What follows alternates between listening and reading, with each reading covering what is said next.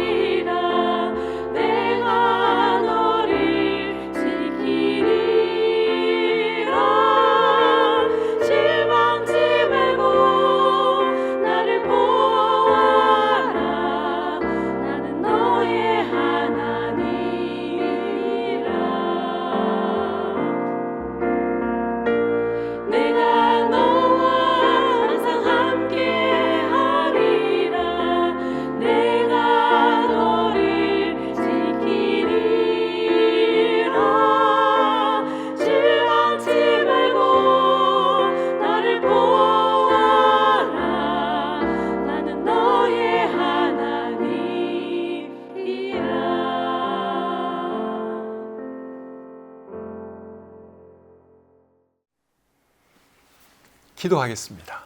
하나님 아버지, 저를 구원해 주시고 하나님을 예배하는 자들로 세워주셔서 감사합니다. 이 밤에 다시 한번 하나님 앞에 섰습니다. 이 시간 예배 드릴 때 하나님, 우리의 예배를 기쁘게 받아주시고 또 우리에게도 주님의 은혜와 평강이 넘쳐나는 복된 시간 되게 해 주시옵소서. 이 시간을 온전히 주님께 다가오며 예수님의 이름으로 기도드립니다. 아멘. 찬송 한 곡 더 부르겠습니다.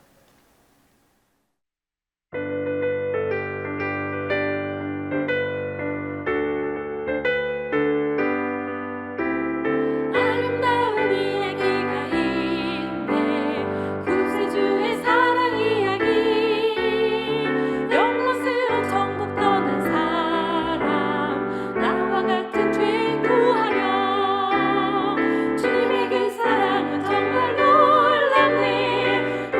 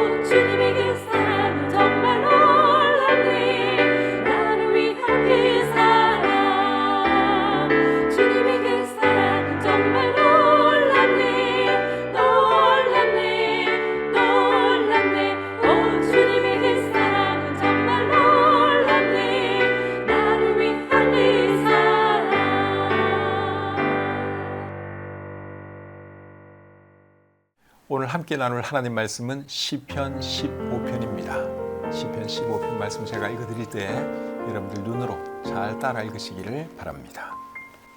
여호와여, 주의 장막에 머무를 자 누구 오며 주의 성산에 사는 자 누구 오니까.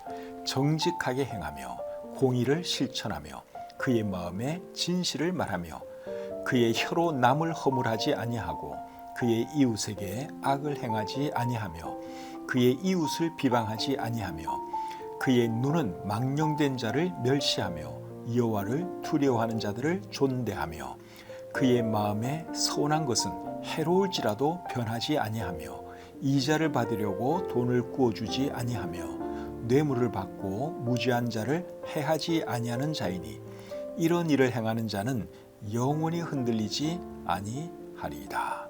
아멘.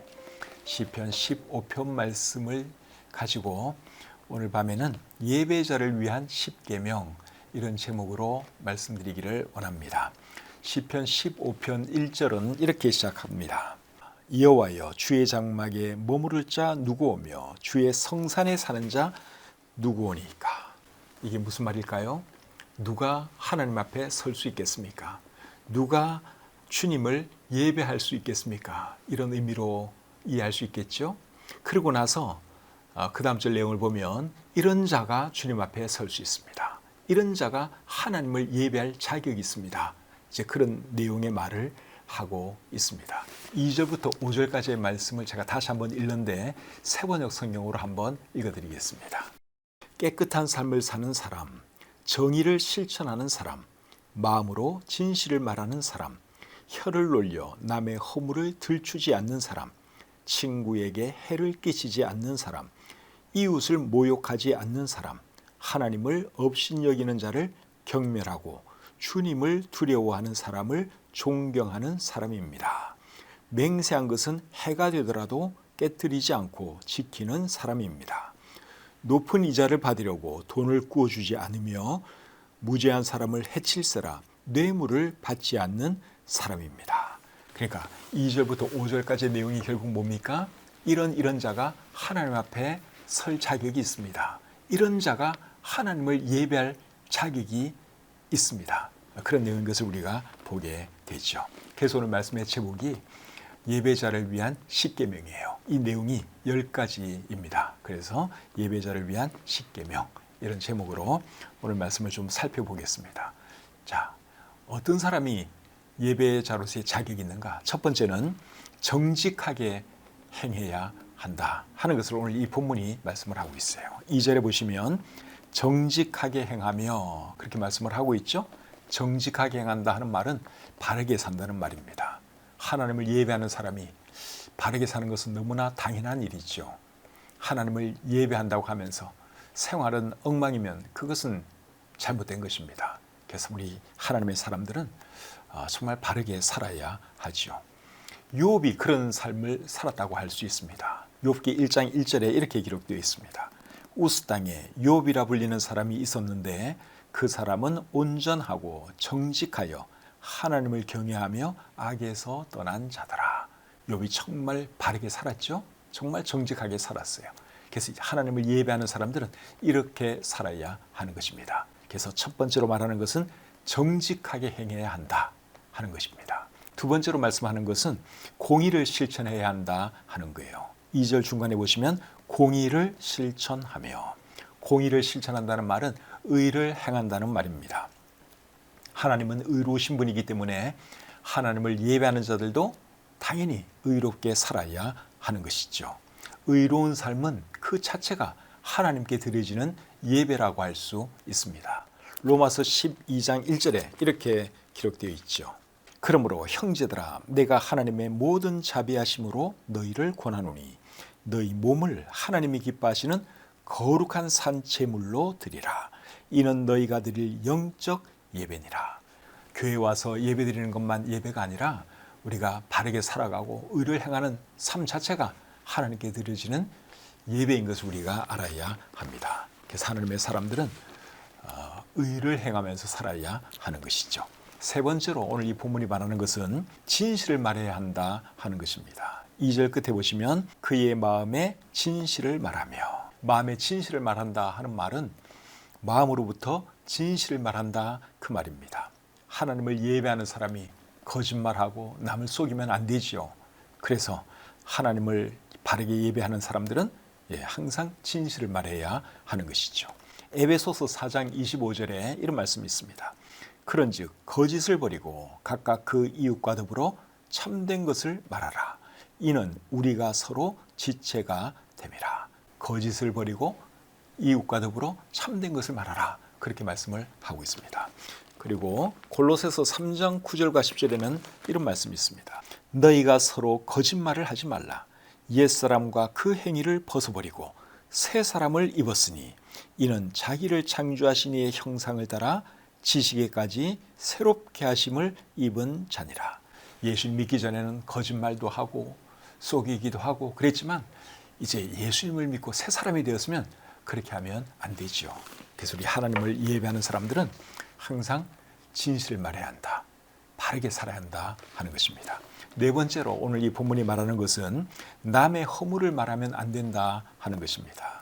3절 말씀에 보면 그의 혀로 남을 허물하지 아니하고 그렇게 말씀을 하고 있는데 혀로 남을 허물하지 않는다 하는 말의 의미는 남의 허물을 말하지 않는다 그 말이죠.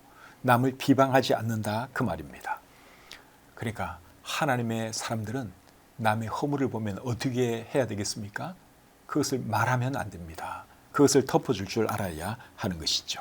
잠언 17장 9절에 이렇게 말씀하고 있습니다. 허물을 덮어주는 자는 사랑을 구하는 자요 그것을 거듭 말하는 자는 친한 벗을 이간하는 자니라. 그래서 우리 하나님의 사람들은 사랑을 추구하는 사람이 되어야지 다른 사람 허물을 들추어내고 말하고 다니고 비방하고 그래서는 안 되죠. 야고보서 3장 9절과 10절에는 또 이런 말씀이 있습니다. 이것으로 우리가 주 아버지를 찬송하고 또 이것으로 하나님의 형상대로 지음을 받은 사람을 저주하나니 한 입에서 찬송과 저주가 나오는도다. 내 형제들아 이것이 마땅하지 아니하니라. 한 입을 가지고 하나님을 찬송하기도 하고 또 형제를 저주하기도 한다면 그거는 잘못된 겁니다. 한 샘에서 여러분 쓴물과 단물을 동시에 낼 수는 없잖아요. 한 나무에서 두 열매를 맺을 수 없습니다. 그와 마찬가지로 우리 하나님의 사람들은 한 입으로 항상 하나님을 찬양하고 하나님께 영광 돌리는 일을 해야 하는 것이죠. 그래서 우리 입에서 남에 대한 허물이 튀어나온다든가 욕하는 말이 튀어나온다든가 그러면 안 됩니다.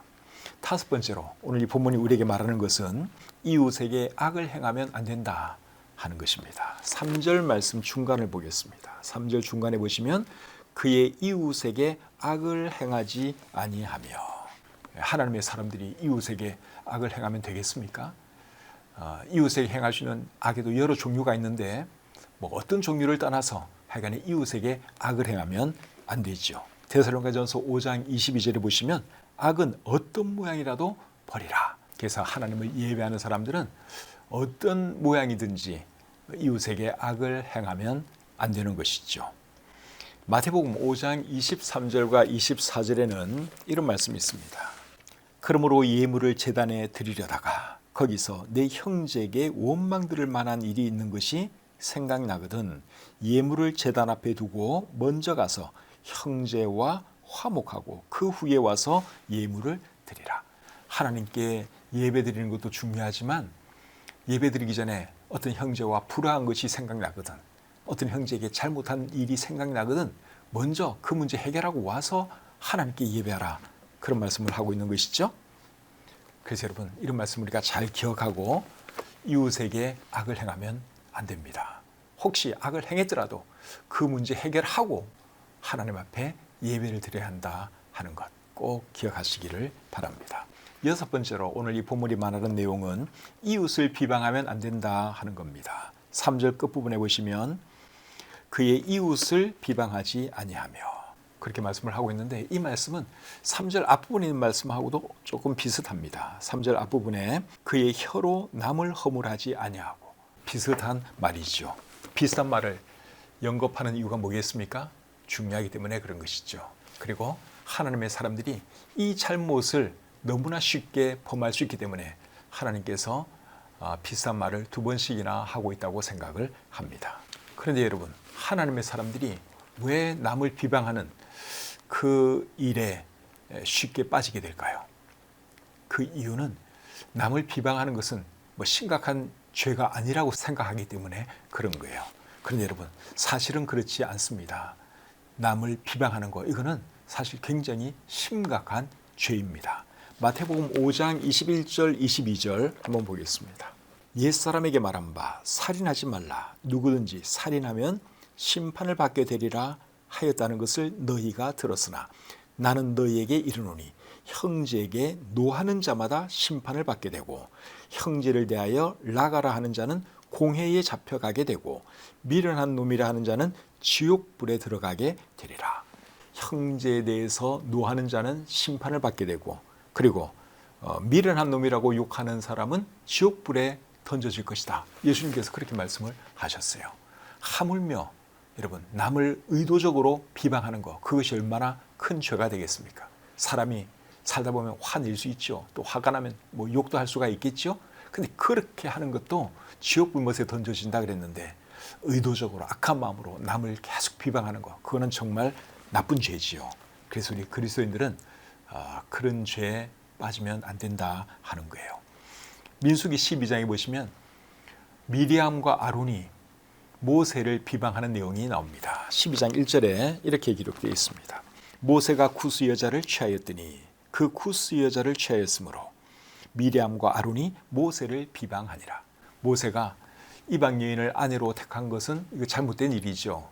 그리고 그 일 때문에 미리암과 아론이 모세를 비방했어요. 그런데 여러분, 나중에 하나님께서 미리암을 어떻게 하시는 줄 아십니까? 나병 환자가 되게 만들었어요. 모세를 비방한 그것이 잘못되었다 이거예요. 죄를 지었다 이겁니다. 그래서 하나님께서 미리암에게 나병이 생기게 만들었죠. 그러니까 그만큼 남을 비방하는 것이 이게 심각한 죄라는 것입니다. 그리고 창세기 9장에 보시면 노아의 아들 중에 함이 아버지가 술에 취해서 하체를 드러내놓고 자는 것을 보고 자기 두 형제에게 가서 아버지가 그랬다고 비방을 하지요.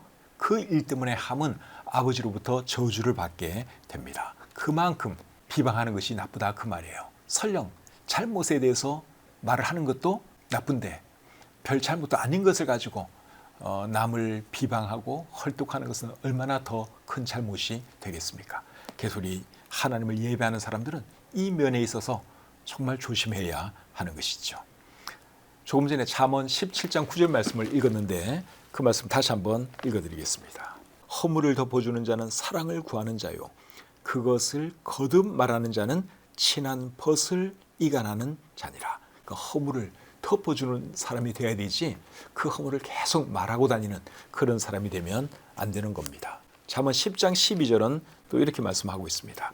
미움은 다툼을 일으켜도 사랑은 모든 허물을 가리느니라. 그래서 우리가 여러분, 허물을 들추고 다니고 허물을 말하는 그런 사람이 되면 안 되고, 허물을 덮어줄 줄 아는, 사랑으로 덮어줄 줄 아는 그런 사람이 되어야 하는 것이죠. 저와 여러분들이 그런 사람이 될 수 있기를 바랍니다. 7번째로 오늘 이 본문이 말하는 내용은 망령된 자들을 멸시하고 하나님을 두려워하는 자들을 존대해야 한다 하는 것을 말씀하고 있습니다. 4절 말씀을 보겠습니다. 그의 눈은 망령된 자를 멸시하며 여호와를 두려워하는 자들을 존대하며. 여기서 말하는 망령된 자는 하나님을 두려워하지 않는 자, 하나님을 업신여기는 자를 말합니다. 그런 사람에 대해서는 하나님께서 멸시하라고 말씀하고 있습니다. 근데 이렇게 하려면 하나님의 시각을 가져야 됩니다. 하나님의 시각을 가져야지 우리가 지금 이 말씀대로 할 수가 있습니다. 근데 사람이 하나님의 시각을 가지고 산다는 것이 이게 사실 쉬운 일은 아니에요. 우리가 사람인데 어떻게 항상 하나님의 시각으로 사람을 바라볼 수 있겠습니까? 그렇기 때문에 이것이 쉬운 일은 아니지만 그래도 이 말씀이 그렇게 말을 하고 있으니 우리는 하나님의 시각으로 사람을 바라봐야 하는 것입니다. 그래서 이런 말씀들도 우리 마음에 잘 새기고 항상 우리가 사람을 볼 때 하나님의 시각으로, 하나님이 저 사람을 지금 어떻게 보고 있을까, 그걸 우리가 생각하면서 우리도 그렇게 대해야 하는 것입니다. 그것이 7번째로 우리에게 말씀하는 내용이에요. 여덟 번째로 말하는 것은 선한 것은 손해를 봐도 지켜야 한다 하는 겁니다. 4절 중간에 보시면 그의 마음에 선한 것은 해로울지라도 변하지 아니하며, 선한 것에 대해서는 반드시 지켜야 한다 하는 말씀을 하고 있죠. 서원과 맹세는 거의 비슷한 의미입니다. 하나님을 안 믿는 사람도 맹세한 것에 대해서는 웬만하면 지키려고 노력을 하죠. 하물며 하나님의 사람들은 어떻게 했습니까? 맹세한 것, 서원한 것에 대해서는 더 잘 지켜야 하는 것이죠. 특별히 하나님 앞에서 선한 것, 하나님께 선한 것, 이런 것들은 여러분 꼭 지켜야 됩니다. 내게 손해가 된다 할지라도 지켜야 하는 것이죠. 사람들 간에 맹세도 마찬가지입니다. 설령 그것이 내게 손해가 된다 할지라도 맹세를 했으면, 약속을 했으면 지켜야 하는 것이죠. 애초부터 지킬 자신이 없으면 하지를 말아야 합니다. 지킬 마음이 없으면 맹세건 서원이건 하지를 말아야 하는 것이죠. 마태복음 5장 33절부터 37절에서 예수님은 맹세하지 말라 하는 말씀을 하세요. 왜 그런 말씀을 하셨는가 하면 사람들이 하도 맹세를 하고 지키지를 않으니까 예수님께서는 아예 맹세하지 말라 그렇게 말씀을 하신 것입니다. 살다 보면 맹세할 수밖에 없는 그런 상황도 있어요. 결혼식장에서 서약하는 것도 마찬가지죠. 근데 어쨌든 서원을 했으면, 서약을 했으면, 맹세를 했으면 최대한 우리가 지켜야 된다 하는 것이 오늘 이 본문이 우리에게 하는 말씀이에요. 예배자들은 그렇게 해야 합니다. 9번째로 하시는 말씀은 이자를 목적으로 돈을 구워주면 안 된다 하는 말씀을 하고 있습니다. 5절 앞부분에 보면 이자를 받으려고 돈을 구워주지 아니하며, 사람들이 모인 곳에는 돈이 많은 사람도 있고 돈이 없는 사람도 있고 그렇죠. 교회도 마찬가지예요. 교회도 경제적으로 넉넉한 사람도 있고 또 그렇지 못한 사람도 있습니다. 그런데 교회에서 경제적으로 넉넉하지 못한 누군가가 돈을 좀 빌려달라고 요구를 하면 어떻게 해야 되겠습니까? 내게 여유가 있으면 상대방이 딱하니까 우리가 도움을 줄 수 있습니다. 그런데 돈을 빌려줄 때는 두 가지를 꼭 기억하고 빌려줘야 됩니다. 첫째는 이자를 받을 목적으로 돈을 빌려주면 안 된다 하는 거예요. 다시 말하면 돈놀이 할 목적으로 돈을 빌려주면 안 된다 하는 것입니다. 상대방이 알아서 너무너무 고마워서 조금 이자를 계산해줘서 돌려준다. 그러면 그거야 우리가 또 굳이 마다할 필요는 없겠죠. 선물이라고 생각하면 되니까. 근데 애초부터 목적이 이자였다. 그러면 안 된다 그거예요. 그러니까 교회에서는 돈놀이 하면 안 된다 하는 것이죠.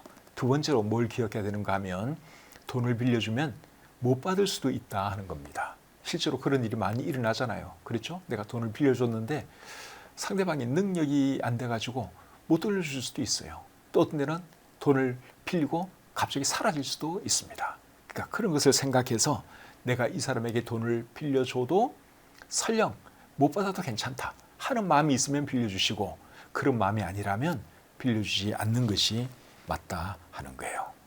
자, 이제 마지막 10번째로 오늘 이 본문이 말하는 내용은 뇌물을 받고 무죄한 자를 해하면 안 된다 하는 겁니다. 5절 하반절에 보시면 뇌물을 받고 무죄한 자를 해하지 아니하는 자이니, 뇌물을 받게 되면 뇌물을 받았기 때문에 그 사람을 봐줘야 되고, 그리고 내가 누군가를 봐주면 또 다른 누군가는 피해를 입게 되죠. 그래서 뇌물이 안 좋은 겁니다. 그래서 우리 성경은 뇌물을 받지 말라고 말씀하고 있습니다. 출애굽기 23장 8절에 보시면 이렇게 기록되어 있습니다. 너는 뇌물을 받지 말라. 뇌물은 밝은 자의 눈을 어둡게 하고 의로운 자의 말을 굽게 하느니라. 그래서 아무래도 뇌물을 받으면 일을 바르게 할 수가 없어요. 뇌물 준 사람을 봐주다 보면 다른 누군가는 피해를 입게 마련입니다. 그래서 뇌물이 나쁜 것이죠. 예배자를 위한 10계명에 대해서 오늘 말씀을 드렸는데 내용이 조금 많긴 하지만 그래도 여러분 이 말씀 꼭 기억하시고 우리가 하나님 앞에서 바른 예배자가 되었으면 좋겠습니다. 우리가 바른 예배자가 되면, 즉 오늘 이 10가지 말씀을 잘 지키면 어떤 일이 일어나느냐? 5절 끝부분에 보면 이렇게 말씀을 합니다. 이런 일을 행하는 자는 영원히 흔들리지 아니하리다. 10가지 계명 잘 지키면 영원히 흔들리지 않는다. 그렇게 말씀을 하고 있죠. 하나님께서 영원히 함께해 주실 것이다. 그 말로 우리가 이해할 수도 있습니다. 흔들리지 않는 사람은 마음이 평안합니다. 세상이 요란해도 마음이 평안합니다. 유혹이 와도 흔들림이 없습니다. 그래서 우리가 예배 생활을 잘해야 되는 거예요. 예배 생활을 잘하는 것이 그리스도인으로서 승리하는 삶을 살아가는 비결이고 마음의 평정을 유지하는 비결이기 때문에 우리가 예배 생활을 잘해야 하는 것이죠. 오늘 이 말씀 잘 기억하시고 더 좋은 예배자가 되기 위해서 늘 힘쓰는 저와 여러분들이 되시기를 우리 주님의 이름으로 축복합니다. 찬송 한 곡 부르겠습니다.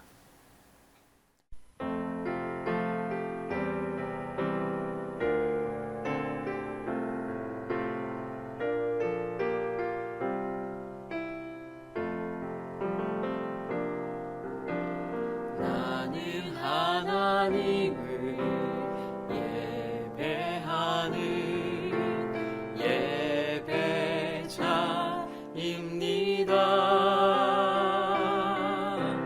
내가 서 있는 곳 어디서나 하나님을 예배합니다. 내 영혼 거룩한 은혜를 향하여 내 마음 완전한 하나님 향하여 이곳에서 바로 이 시간 하나님을 예배합니다.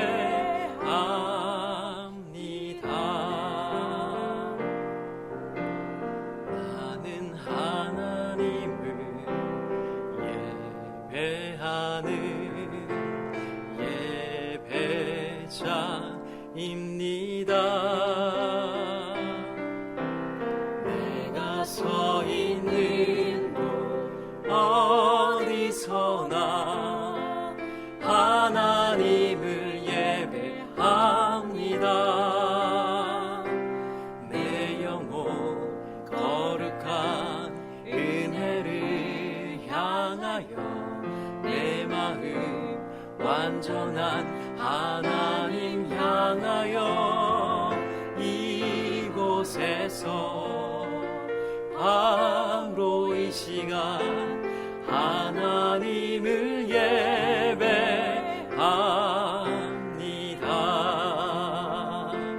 내 영혼 거룩한 은혜를 향하여 내 마음 완전한 하나님 향하여 이곳에서 바로 이 시간 하나님을 예배합니다.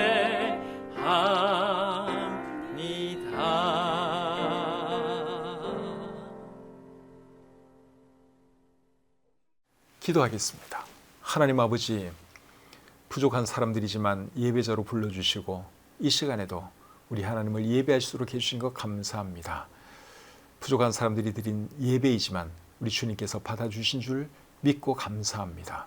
오늘은 특별히 예배자가 어떤 삶을 살아야 하는지 10가지 배웠습니다. 우리 마음에 잘 새기게 도와주시고 이 말씀을 실천함으로 더 좋은 예배자들이 되게 해 주시옵소서. 감사드리며 예수님의 이름으로 기도드립니다. 아멘. 우리 자녀들과 함께 예배드린 분들은 오늘 어떤 말씀 들었는지 다시 한번 복습을 해보시면 좋을 것 같아요. 우리 자녀들에게 어떤 말씀 들었는지 물어보고 또 어떤 결심을 했는지 물어보시고 서로 대화 나누고 주무시기를 바랍니다. 오늘도 하루 일하시느라 참 수고 많이 하셨습니다. 오늘 밤에도 따뜻하게 편히 주무시고 오는 주일에 기쁨으로 교회에서 뵙도록 하겠습니다. 편안한 밤 되십시오.